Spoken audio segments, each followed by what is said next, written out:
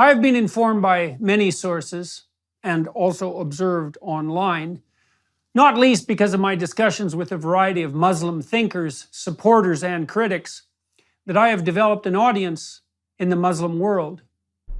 I would first like to say that I could not be more pleased or honored that such is the case. It has been so heartening to see that my biblical lectures, for example, attracted a large Muslim audience, and that the comments from the Muslim watchers and listeners to my YouTube channel and podcast have been so extraordinarily positive. And all this is lovely to see in the aftermath of the extraordinary Abraham Accords, which have laid out the possibility for peace between all the people of the book in an unprecedented manner. And I have something to say as an extension of all of this.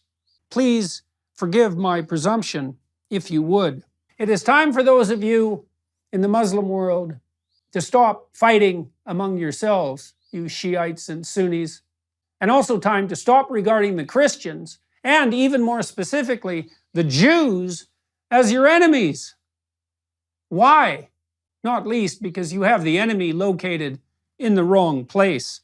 First, the best place to find Satan, let's say, is within. If you think the true enemy is in someone else's heart, then you haven't thought nearly long enough about the darkness within, and you have therefore fallen prey to the most subtle temptation of the ancient demonic spirit.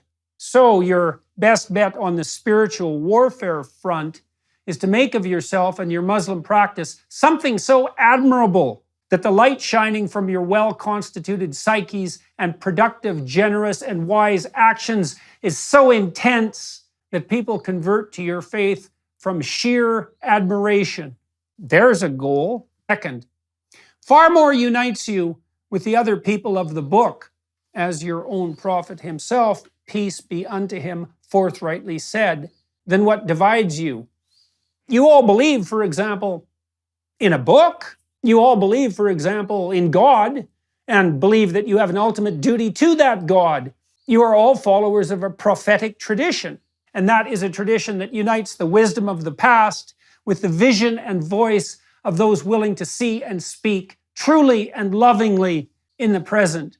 And you are all threatened, in a very real sense, by the system of vengeful Luciferian ideas that currently confronts all that is transcendent, traditional, and valuable on the sexual front, on the familial front, on the conceptual front, on the psychological and sociological front, and, in the final analysis, on the theological front.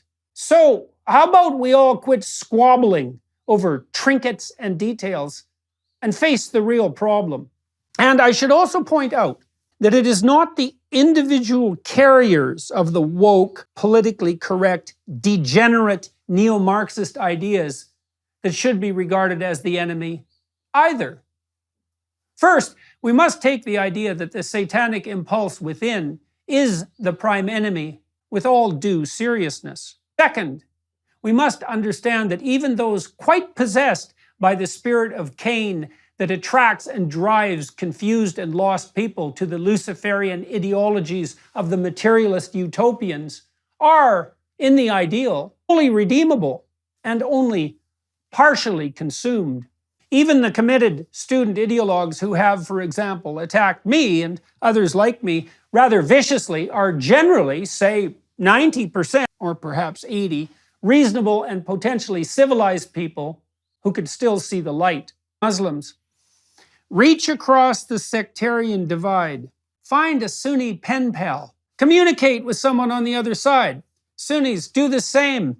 And then, maybe, reach out, tentatively, to a Christian, or even, heaven forbid, a Jew, because perhaps it is time for those who purport to be followers of God to act like it, and to be convincing in those actions, even to those whose premature cynicism and skepticism have driven them into the towers of Babel constructed by the avatars of the resentful intellect. Is there someone in the Muslim world willing to build an electronic system to bring people from the Sunni and Shiite community together? A place where people of goodwill could reach electronically across the divide, person to person, and to formulate the kinds of personal, trusting friendships upon which a lasting peace truly might be founded? A place where Jews and Christians, willing and eager to open communication with their Muslim brothers, might do just that? There's a task for someone looking for a purpose, and it's an open invitation to do just that. If you build it, they will come. If you build it, get in touch with me. You'll figure out how to do it, and I'll publicize it. Thank you, all my Muslim listeners, watchers, and readers, for your kind attention and patience. I wish you well as you strive to become the light in the world that your faith truly demands. Let's see if we can unite as people of the book and negotiate our way toward the paradise that we might truly and jointly attain.